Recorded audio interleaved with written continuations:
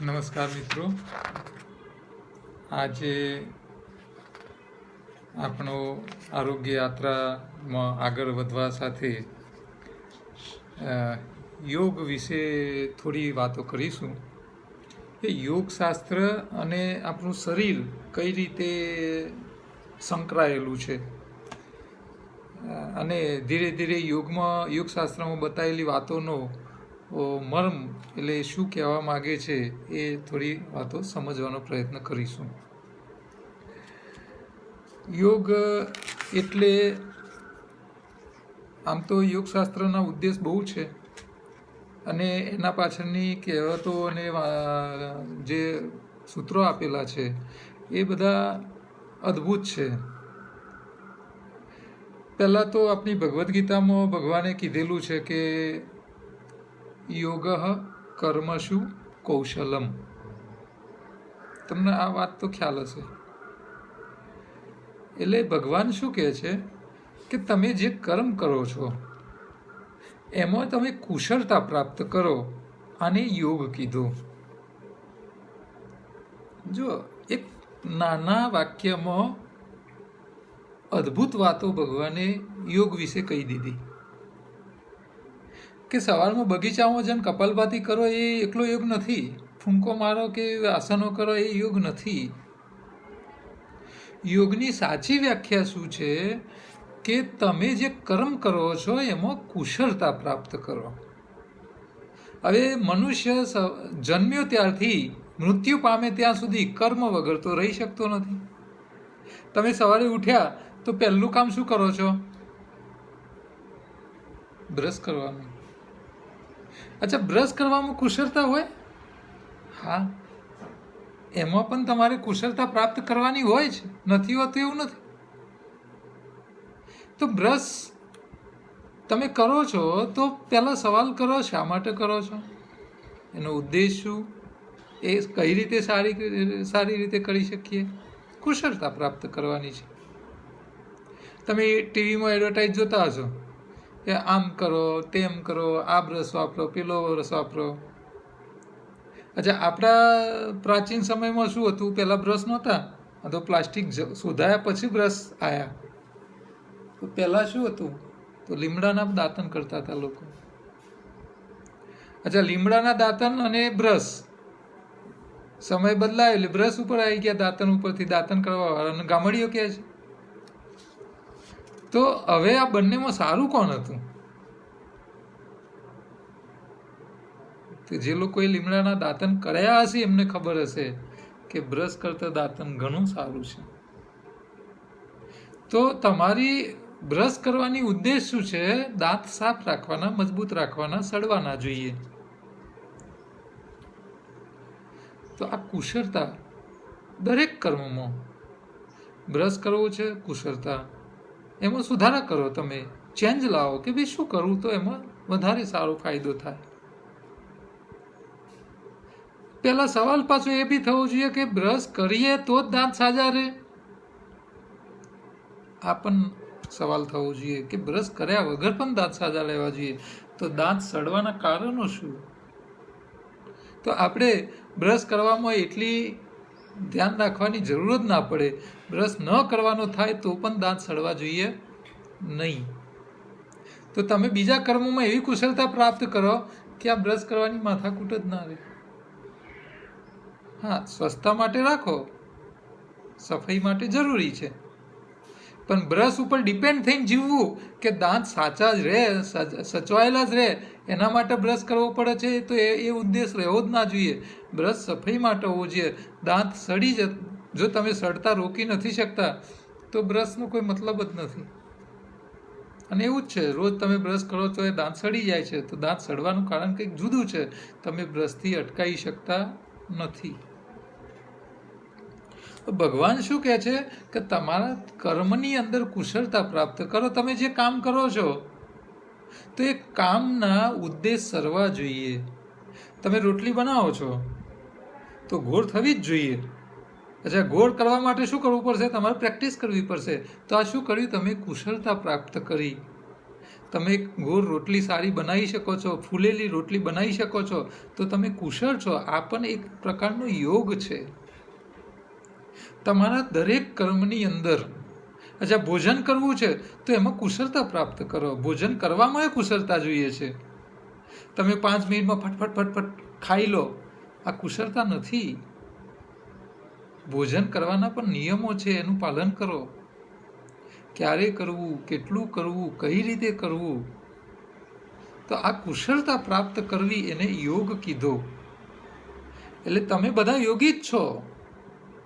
હા, આસનો કરે કે ઊંધામાંથી શીર્ષાસન કરે એ યોગી છે એવું નહીં. યોગી બધા કોણ યોગી? જે લોકો જે પોતાનું કર્મ કરે છે એ પોતાના શરીર માટેનું હોય, તમારા ઘર માટેનું હોય, તમારા સમાજ માટેનું હોય, તમારા નોકરી માટેનું હોય. તમે જ્યાં ધંધો કરો છો તો એ કર્મ કે કારીગર તરીકેનું તમારું કર્મ છે, તો એમાં કુશળતા પ્રાપ્ત કરવી એને યોગ કીધો. તમે કારીગર છો તો એક ઉત્તમ કારીગર બનો. અને આ ઉત્તમ ક્યારે થશો? તો તમે એના અંદર એના મય બની જશો. જે કર્મ કરો છો એના મય બનશો તો ઉત્તમ થશો. મારે તમને સલાહ આપવી છે શરીર સાચવવાની, તો મારે એના મય થવું પડે. મને જેટલા પ્રશ્નો આવે એ બધા પ્રશ્નોના જવાબ મારા પાસે હોવા જોઈએ. કે ભાઈ આ કેમ થયું, આ કઈ રીતે થાય છે, એના રસ્તા શું? આ કુશળતા પ્રાપ્ત કરે, આને યોગ કહેવાય. તમારા શરીરમાં બીમારી આવે છે તો બીમારી કેમ આવી? કે તમે એવા કર્મ કર્યા, તમે ભોજનમાં એવી કંઈક ભૂલો કરી, તમે ભોજનમાં કુશળ ન થયા, એટલે બીમારીઓ આવી. તો કુશળતા પ્રાપ્ત કરવી એટલે ખાલી ભોજનમાં જ કુશળતા પ્રાપ્ત કરવી એવું નહીં. આપણે સવારે ઉઠ્યા તે સાંજે ઊંઘવા જઈએ, સાંજે ઊંઘ પણ આવવી જોઈએ. ઊંઘ ન આવે તો એનો કોઈ મતલબ નથી. કેમ નથી આવતી એના પાછળ કારણ શોધો. ગઈકાલનો મેં વિડીયો બનાવેલો છે, જીનિયસ બનો. કે તમે સુવા ગયા, ઊંઘ કેમ ના આવી? કારણ શોધો. કયા કારણ હોઈ શકે? ઘણા કારણ હોઈ શકે. શરીરમાં તકલીફ હોય તો ઊંઘ ના આવે. અચ્છા, પેમેન્ટ ચૂકવવાનું હોય, પૈસા ના આવ્યા હોય, ઉઘરાણી ના આવી હોય તો એના કારણે એની ચિંતામાં તમને ઊંઘ ના આવે. અચ્છા, ઘરમાં ઝઘડો થયો હોય તો એ રાતે તમને યાદ આવ્યા કરે અને ઊંઘ ના આવે. પત્ની સાથે કે પતિ સાથે મનમેળ નથી, એટલે એક પડખું આમ ફેરવે, એક બીજું પડખું આમ ફેરવીને સૂઈ જાય. બંને એકબીજાના વિચારો કરે. પણ તમારા બંને વચ્ચે જે પ્રોબ્લેમ થયો છે એનું સમાધાન લાવો તો ઊંઘ આવશે. તમે જે ધંધો કરો છો એમાં મેનેજમેન્ટ, પ્રોપર મેનેજમેન્ટ કરો. કે રાત્રે ઊંઘ ના આવે એવો શું વેપાર કરવાનો? જે કંઈ કામ કરો, કામ એવું કરો દિવસ દરમિયાન સાંજે ઊંઘ આવવી જોઈએ. તમે કોકને ગાળો કરીને મારી આવ્યા, ગાળો દઈ આવ્યા હોય, કોકના જોડે ઝઘડો કરીને આવ્યો હોય અને સાંજે તમારો અંતરાત્મા તમને ઊંઘવા ના દે, આવા કર્મ નહીં કરો. તો ભગવાને યોગની પહેલી વ્યાખ્યા આ કરી છે, યોગ કર્મસુ કૌશલમ. તમે જે કર્મ કરો છો એમાં કુશળતા પ્રાપ્ત કરો.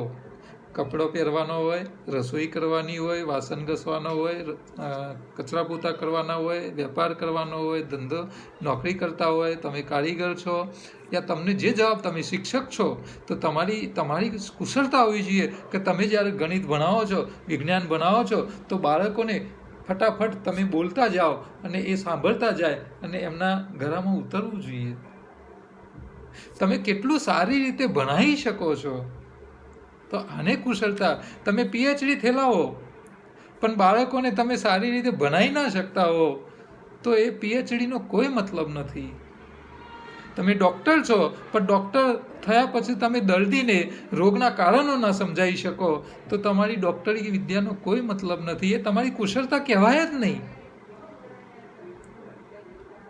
સામેવાળી વ્યક્તિ, તમારા જે પ્રોફેશન છે, તમારી વ્યક્તિ, સામેવાળી વ્યક્તિને એ રોગ થવાના કારણો તમે સમજાવી શકવા જોઈએ, એના રસ્તા પણ બતાવી શકવા જોઈએ, તો તમે સાચા ડૉક્ટર છો. એ સિવાયના ડૉક્ટરનો કોઈ મતલબ નથી. તો કુશળતા પ્રાપ્ત કરવી એ પહેલી વ્યાખ્યા ભગવાનના હિસાબે યોગશાસ્ત્રોની છે. આ ભગવદ્ ગીતાનો મેઇન ઉદ્દેશ, મેઇન વાતો છે ભગવાનની. અને ભગવદ્ ગીતાનો એક એક અધ્યાય, તમે એક એક અધ્યાય વાંચો, એની અંદર છેલ્લે શબ્દ મૂક્યો છે યોગ. દરેકની અંદર છેલ્લે આ શબ્દ મૂકેલો હશે, યોગ શબ્દ. તો દરેક અધ્યાય એક એક યોગ છે. દરેક વાતોમાં યોગની વાત સમાયેલી છે. ભગવાનની દરેક અધ્યાયની અંદર યોગની બીજી વ્યાખ્યાઓ છે. યોગ સમાધિ. તમે ઇન્દ્રિયોને કાબૂમાં કરો એ તમારી સમાધિ. તમારી ઇન્દ્રિયો તમે જો ગુલામ થઈને જીવશો તો તમે સમાધિને યોગ્ય જ નથી. તો યોગ સમાધિ માટેનો એક રસ્તો છે. તમારી ઇન્દ્રિયોને કાબૂમાં કરવાનો એક રસ્તો છે. તો યોગની આ પણ એક વ્યાખ્યા છે. યોગની બીજી એક વ્યાખ્યા છે યોગ ચિત્તવૃત્તિ નિરોધ. તમારી ચિત્ત વૃત્તિઓને નિરોધ એટલે એને અટકાવો. ચંચળતા એટલે મનની ચંચળતાને અટકાવો. આ પણ એક યોગ છે. આને પણ યોગ કીધેલો છે. એટલે યોગની માન્યતા મગજમાંથી કાઢી નાખો કે સવારે બગીચામાં જાઓ ને કુદાકૂદ કરો ને હોહા કરો ને આસનો કરો ને પ્રાણાયામ કરો. આ યોગ છે. આ યોગ નથી. યોગ એટલે તમારી મનની ચંચળતાને કંટ્રોલ કરો. એ પણ યોગ છે. યોગની એક બીજી પણ વ્યાખ્યા છે સમત્વ યોગ ઉચ્ચતે.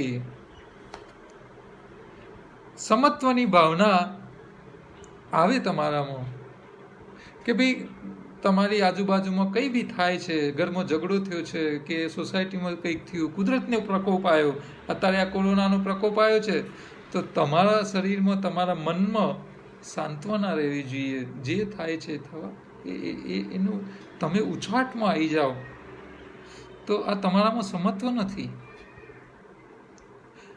સુખ અને દુઃખથી પણ તમને પેલું એ ના થવું જોઈએ અને સુખથી પણ તમે પેલા એ ના થઈ જવા જોઈએ. એટલે તમારું મન દુઃખવાળી પરિસ્થિતિમાં પણ શાંત રહે અને સુખવાળી પરિસ્થિતિમાં પણ શાંત રહે. તમે ભાઈ પૈસાવાળા થઈ ગયા, મોટા ગાડીવાળા, અને આમ જાણે મોટા બધાના રાજા થઈ ગયા હોય અને તમારા સિવાય કોઈ છે જ નહીં આ દુનિયામાં, એમ હવામાં ઉડતા ચાલો તો આ સમત્વ નથી. એટલે એ પરિસ્થિતિને કંટ્રોલ કરવાનું તમારામાં જે આવડત છે, તમારા મનની જે એક શાંતિ હોવી જોઈએ, આને પણ યોગ કીધું છે. આ યોગની વ્યાખ્યામાં આવે છે. યોગની અંદર બીજું છે, એક નવી બીજી વ્યાખ્યા છે કે સા વિદ્યા વિમુક્તએ. એટલે જે વિદ્યા તમને મુક્તિ અપાવે. આ સંસારના જે જીવન ચક્રો છે આપણા શાસ્ત્રો કહે છે 84 લાખ યોની પૂરી કરીને તમને મનુષ્ય બનાવ્યા છે એ મોક્ષ માર્ગે આગળ જવા માટે. જો તમે મોક્ષ માર્ગે આગળ નહીં જાઓ, તમે મુક્ત નહીં થઈ શકો, તો તમારે ફરીથી પાછા કોરોના વાયરસ થવાનું થશે. વાયરસમાંથી પાછા બેક્ટેરિયા થવાનું, પાછા એમાંથી નાના જીવજંતુ થવાનું, નાના કીડા અને મકોડા થવાના, પાછા મોટી ઇન્દ્રિયો વધારે ઇન્દ્રિયોવાળા જીવમાં ટ્રાન્સફર થવાનું, અને એક કરતાં 84 લાખ યોનીનો ફરી ફેરો તમારો ચાલુ થશે. એટલે મનુષ્યનો અવતાર જે મળ્યો છે એ આપણને છેલ્લો અવતાર છે, અને આ અવતાર લીધા પૂરા થયા પછી તમારે ફરી 84 લાખ યોનિઓમાં ફરી ન ફરવું પડે. એ તમારે જ્ઞાન પ્રાપ્ત કરવાનું છે, અને આ જે જ્ઞાન પ્રાપ્ત કરો અને તમે મુક્ત થાઓ, આ એવી વિદ્યા છે યોગ જે તમને મુક્તિ અપાવે. અને યોગના બધા આ ભગવદ્ ગીતાની શું વાતો છે? તમને મુક્તિ તરફ આગળ લઈ જવાની જ વાતો છે ને. તો આ બધું યોગ છે. તો યોગના અલગ અલગ પ્રકારો છે, અલગ અલગ બધી વ્યાખ્યાઓ આપેલી છે. તો સંસાર સાગર પાર ઉતરવાની ક્રિયા એટલે યોગ. જીવને પરમાત્મા સાથે ભેરવવાની ક્રિયાને પણ યોગ કહે છે. જોડવું કે આત્માનું પરમાત્મા સાથે મિલન કરાવવાના, અને જ્યારે આત્મા પરમાત્મા સાથે મળી જાય આને પણ યોગ કીધો છે. તમારો જીવ જે છે, જીવાત્મા છે, એને પરમાત્મામાં ટ્રાન્સફર કરવાનો છે. અને આ વિદ્યા એને યોગ કીધી, યોગ વિદ્યા કીધી. કે તમે પરમ આનંદ સ્વરૂપ છો, તમે પરમાત્માના અંશ છો. દરિયાનું પાણી જ્યારે, દરિયામાં એ પાણી છે અને એ પાણી જ્યારે હવા થાય એટલે હવામાં ગઈ વરાળ રૂપે અને વરસાદ રૂપે પડ્યું, તો આ પાણી, વરસાદનું ટીમ્પું અને દરિયાના પાણીમાં કોઈ ફરક નથી. દરિયો છે પરમાત્મા છે અને આ પાણીનું ટીમ્પું છે આત્મા છે. પરમાત્મામાંથી છૂટો પડેલો એક અંશ છે. તમારો આત્મા એ પરમાત્માના અંશમાંથી છૂટો પડ્યો છે અને એ પાછો પરમાત્મામાં ભળી જાય એટલે તમારા જીવન મરણના ફેરા પૂરા, તમારો મોક્ષ થયો. કે મોક્ષની આ વ્યાખ્યા છે, પરમાત્મામાં લીન થવું, અમારે ભરી જવું એમ. એટલે સંયોગ, ભેગા થવું, એને પણ યોગ કીધું છે.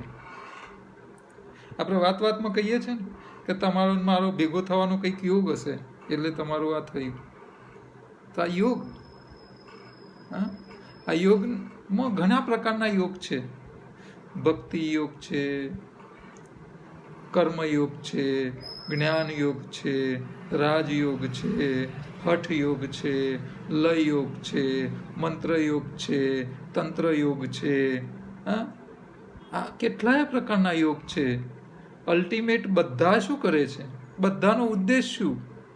તો છેલ્લે પરમાત્માને પામવાનો, તમારી ઇન્દ્રિયો પર કાબુ મેળવવાનો. હા, ઘણા લોકો ખાલી ભક્તિ કરીને ભગવાનને પ્રાપ્ત કરે છે. મીરાબાઈ હતા, નરસિંહ મહેતા હતા. હા, ભક્તિ, હનુમાન દાદા, હનુમાનજી રામની ભક્તિ કરી અને પ્રભુને પામ્યા અને મોક્ષ પામ્યા. તો આ બધા દરેક જે ક્રિયાઓ છે, ઘણા લોકો કર્મ કરીને કર્મયોગી બને છે.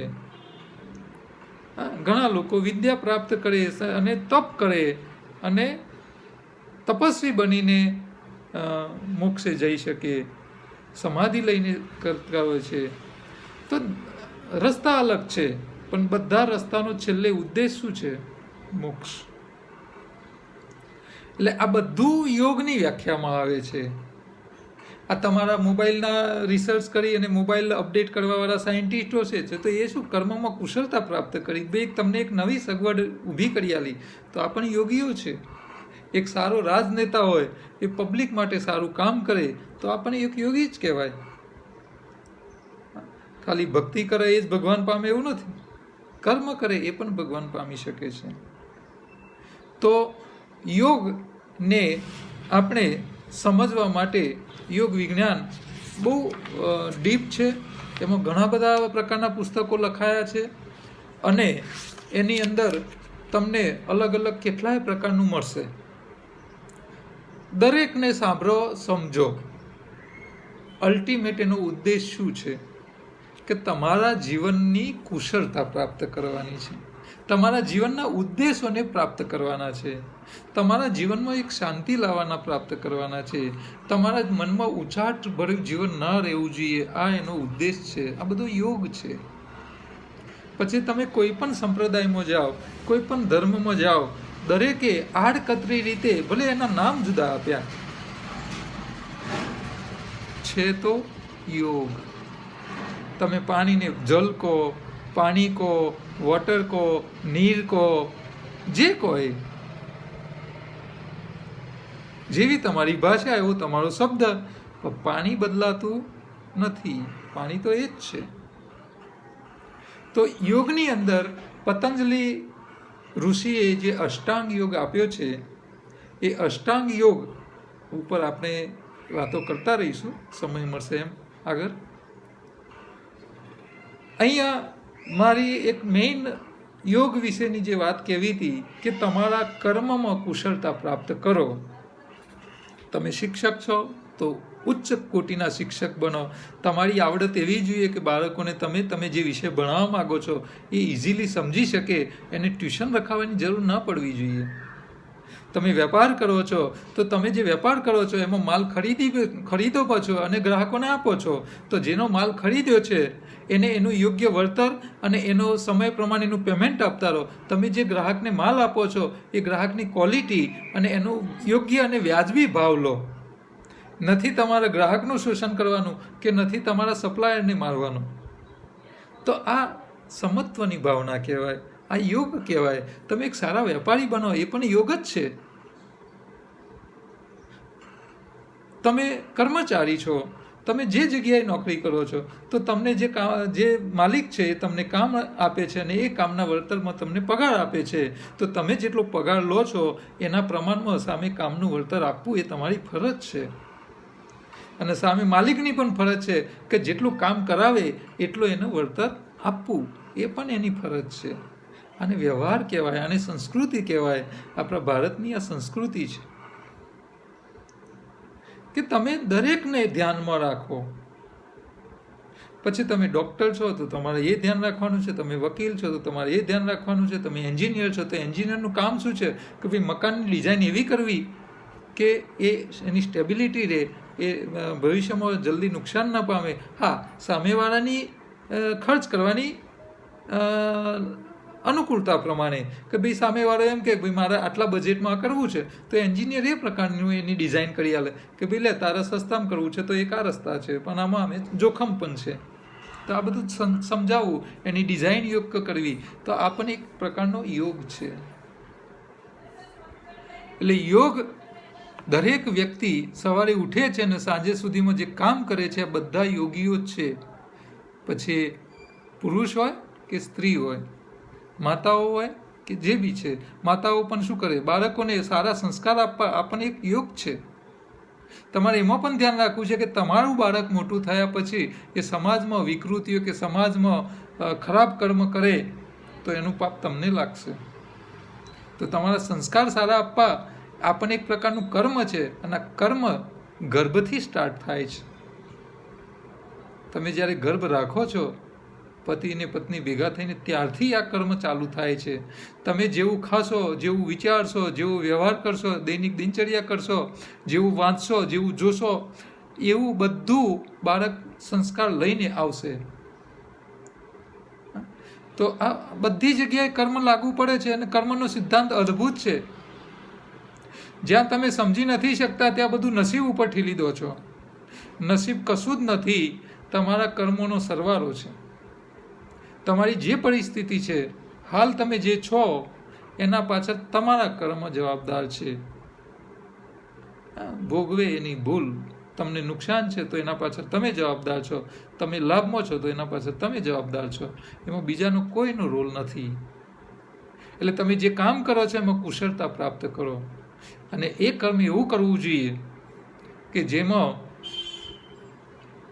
તમને કર્મના પ્રમાણે પ્રોપર ફાયદો થાય, લાભ મળવો જોઈએ. કુશળતા પ્રાપ્ત કરો. એટલે આપણે સવારથી લઈને સાંજ સુધી દરેક કર્મમાં કુશળતા પ્રાપ્તિ. આપણે ભોજન કરવા બેઠા તો ભોજનની થાળીમાં આપણને ખ્યાલ હોવો જોઈએ કે આ ભોજન મારા શરીરમાં શું કરશે. મારું વજન વધારશે, મારા શરીરમાં સફાઈ કરશે કે મારા શરીરમાં કામદારો મોકલે છે કે ન્યુટ્રિશન આપે છે કે શક્તિ આપે છે. અચ્છા, ખાવાની પદ્ધતિ છે તો ભોજન કરવું છે તો એના માટેનો નિયમો છે. એ કુશળતા પ્રાપ્ત કરો કે ભાઈ ભોજન કરવાના પહેલાં તમે જો તરસ લાગેલી છે તો 10-15-20 મિનિટ પહેલાં પાણી પી લો. ભોજનના સમયે જ્યારે તમે ચાવતા હો તો એમાં લાળ બી પેદા થવી જોઈએ. આ લાળની ક્વોલિટી સારી હોવી જોઈએ. તમારા ભોજન તમારે શાંતિથી કરવાના હોય, ચાવીને ખાવાના હોય. આયુર્વેદના નિયમ પ્રમાણે ભોજન કરવાનું છે. મિતાહાર યોગશાસ્ત્રમાં આખો સબ્જેક્ટ છે. તો રસ થઈને જવો જોઈએ. ભોજન શરીરને જરૂરિયાત પૂરતું આપવું જોઈએ. પૈસા વસૂલ કરવા માટે ભોજન ન કરાય. હા, તમે લગ્નમાં ગયા છો અને પછી ચોલ્લો 500 રૂપિયા કર્યો છે તો વસૂલ ક્યાં કરવાનો ભોજનમાં? તો વસૂલ કરશો તો શું થશે? શરીર પાછું એનું નુકસાન ઊભું કરીને આપશે. કદાચ 500 વસૂલ કરવા જો 5000નો ખાડો પડી જાય. તો આ બધામાં કુશળતા પ્રાપ્ત કરો. તમારી જરૂરિયાત છે. અચ્છા, કુશળતા દરેક જગ્યાએ. તમારે અવસર પ્રસંગોમાં ચોલ્લા કરવાના હોય ને તો એમાં કુશળતા હોવી જોઈએ. જરૂરિયાતવાળી વ્યક્તિ ભલે દૂરનો સંબંધી હોય, તમારા ગામનો હોય, દૂરનો હોય, તમને બહુ નજીકનો ના હોય, છતાં પણ જો એ નીડી પર્સન છે તો એને તમે વધારે ચોલ્લો કરો, અને જે પૈસા પાત્ર છે એને ચોલ્લો નહીં કરો તો પણ ચાલશે. અને એ વ્યક્તિ મળી જાય તો કહી દેવાનું કે ભાઈ તું પૈસા પાત્ર હતો એટલે મેં તને ચોલ્લો ઓછો કર્યો છે કે નથી કર્યો, પણ તારા બદલામાં મેં સામે જે બિચારા ગરીબ હતા ને એમના ત્યાં પ્રસંગો હતા તો મેં ત્યાં વધાર કર્યો છે, ત્યાં જરૂર નહોતી મારે આપવાનો ન હોય છતાં મેં વધારે આપ્યો છે. તો આ પણ એક કુશળતા છે. તો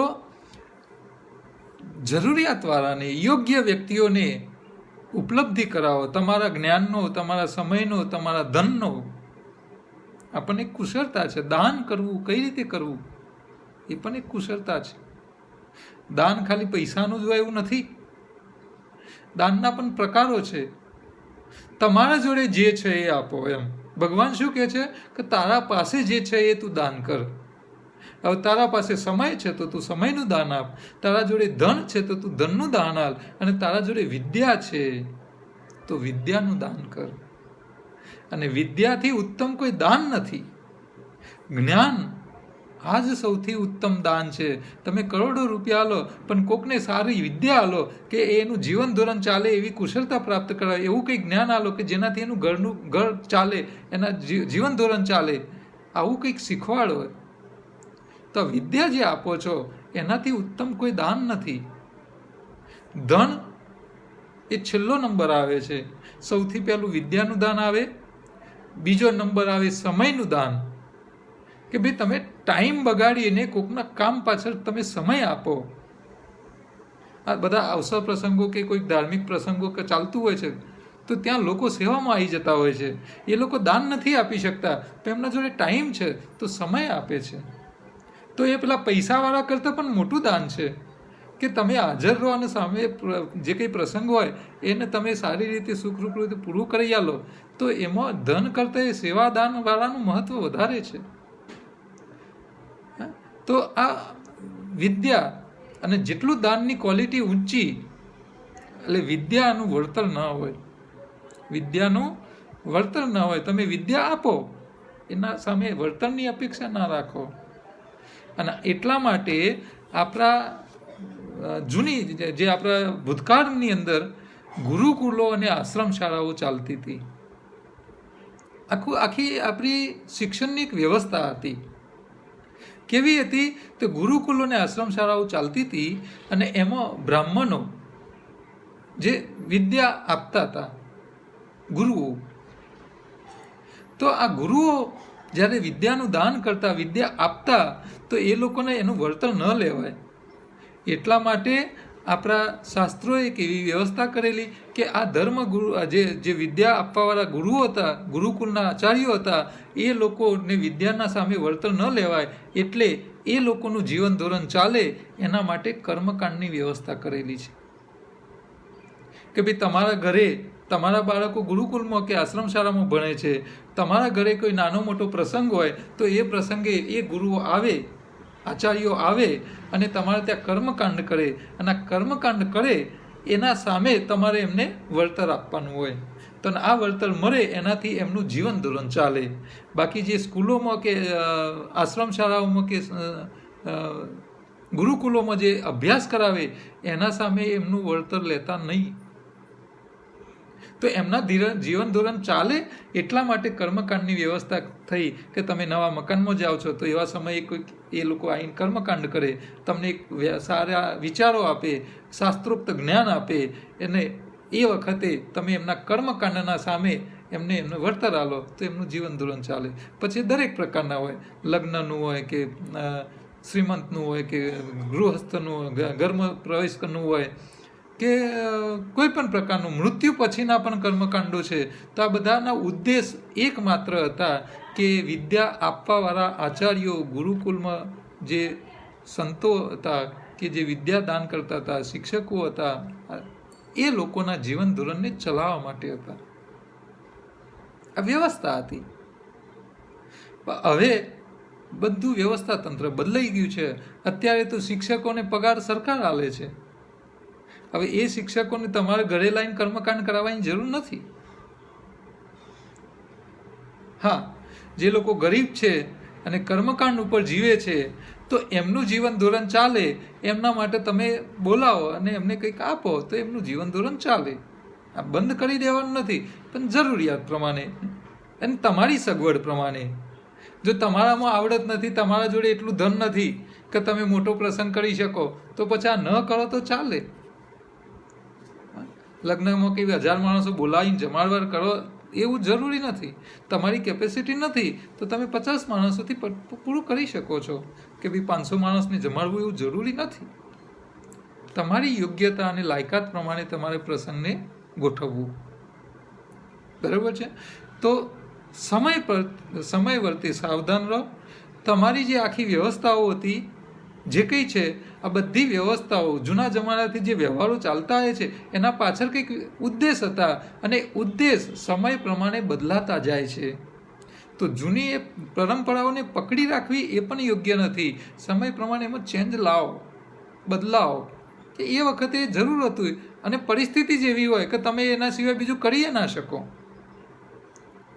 એ વખતનું જીવન ધોરણ એ ટાઈપનું હતું. અત્યારે બધું બદલાઈ ગયું છે. પહેલાં ગ્રામ્ય જીવન હતું, ખેતી ઉપર નપતા હતા, એટલે બધા ફ્રી થાય ત્યારે જ અવસરો કરી શકાતા. કામના સમયે તમે અવસર કરો તો ન થઈ શકે. અને બધા કુટુંબવાળા સાથેનો સાથ સહકાર લેવો પડે. કેમ કે ભાઈ દરેકના ઘરેથી ખાટલા ઉઘરાવાના હોય, ગદલા ઉઘરાવાના હોય, વાસણો ઉઘરાવાના હોય, બધું ભેગું કરો ત્યારે બહારગામથી જે લોકો તમારા ઘરે જાન લઈને આવ્યા હોય તો એમની બધી સગવડ સાચવી શકો. હવે અત્યારે તો કેટરર્સવાળા તૈયાર છે, પાર્ટી પ્લોટવાળા તૈયાર છે. હવે કંઈ ખાટલા ઉઘરાવાના નથી, ગોદરાની જરૂર નથી, વાસણોની જરૂર નથી, બધું રેડીમેડ થઈ જાય છે. તમારે તો ખાલી વોટ્સએપ ઉપર કંકોત્રી જ મોકલવાની છે. અને તમારી સગવડ હોય એવી કરો, સગવડ ન હોય તો નહીં કરો. હા, દેખાદેખી અને લોકોનું જોઈને ન કરો. તો તમારા જીવનમાં તમારા જીવનની પણ કુશળતા પ્રાપ્ત કરો. સમય પ્રમાણે બદલાતા જાઓ. પહેલાં તમારા સુખની જરૂરિયાત છે. તમે આનંદપૂર્વક જીવો અને તમે આનંદમાં હશો તો તમે કોકને આનંદ આપી શકશો. તમે વ્યવહારો કરીને તૂટી જશો અને દેવાના બોજ થઈ શકો તો તમે જ દેવાના નીચે રહેશો તો તમે બીજાને શું કરી શકવાના છો? કંઈ નહીં કરી શકો. તો આ જીવનનો કોઈ મતલબ નથી. આ જીવનની કુશળતા ના કહેવાય. જીવનની કુશળતા એ કે તમે આનંદમાં રહો, બીજાને આનંદમાં લાવી શકો, અને કુશળતા કહેવાય.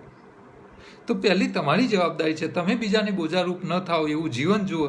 આ જીવન જીવવાની કુશળતા, અને આ કુશળતામાં પહેલું સુખ તે જાતે ન રહે. શરીર સારું રાખવું આ પહેલી કુશળતા પ્રાપ્ત કરવાની છે. તમે એન્જિનિયર નહીં બની શકો તો ચાલશે, ડૉક્ટર નહીં બનો તો ચાલશે, મોટા વેપારી નહીં બનો તો ચાલશે. તમે જે છો, તમારામાં જે આવડત છે, તમે કારીગર છો તો એક સારા કારીગર બનો, તમે ડ્રાઈવર છો તો એક સારા ડ્રાઈવર બનો. કે તમારા ડ્રાઇવિંગથી પાછળ બેઠેલા શેઠને ટેન્શન ના થવું જોઈએ કે આ સાલો ભીટકાઈ દેશે ને મારી નાખશે. તો કુશળતા પ્રાપ્ત કરો. અને પહેલાં આ બધું કરવા માટે તમારું શરીર સારું જોઈશે. અને શરીર સાચવવાની કુશળતા એને યોગ કીધો છે. તો યોગ દરેક કામે કુશળતા પ્રાપ્ત કરો. બરાબર છે? તો યોગ ઉપર આ પ્રાઇમરી વ્યાખ્યા હતી. પતંજલિના યોગની અંદર જે અષ્ટાંગ યોગ છે, યમ, નિયમ, આસન, પ્રાણાયામ, પ્રત્યાહાર, ધારણા, ધ્યાન અને સમાધિ, આ 8 યોગના જે છે, જેમ આપણામાં આહારના અષ્ટાંગ ભાગ પાડ્યા છે, 8 પ્રકારનો આહારની વાતો, અષ્ટાંગ યોગ આહાર, એવો યોગ જીવનનો યોગ માટે અષ્ટાંગ યોગ છે. અને આ યોગને આપણે એક એક મુદ્દાવસર સમય મળશે એમ સમજવાનો પ્રયત્ન કરીશું. લોકડાઉન છે ત્યાં સુધી સમજીશું, કરીશું, કંઈક તમને ઘેર બેઠા જ્ઞાન મળશે. આમ તો બધું મારા પુસ્તકની અંદર છે જ. બરાબર છે? એટલે આ લોકડાઉન પૂરી થઈ જાય તો પુસ્તક મગાવજો, એમાં બધી વાતોનો ઉલ્લેખ છે. છતાં આપણે વિડીયો દ્વારા જેટલું થાય એટલું ઘેર બેઠા ગંગા મળે એટલી મેળવીએ. તો આજે યોગ ઉપર, યોગની વ્યાખ્યા, યોગને શું માનીએ છીએ, આ બધી વાતો કરી છે. આવતા દિવસે, બીજા દિવસે કંઈક નવી વાતો કરીશું. નમસ્કાર.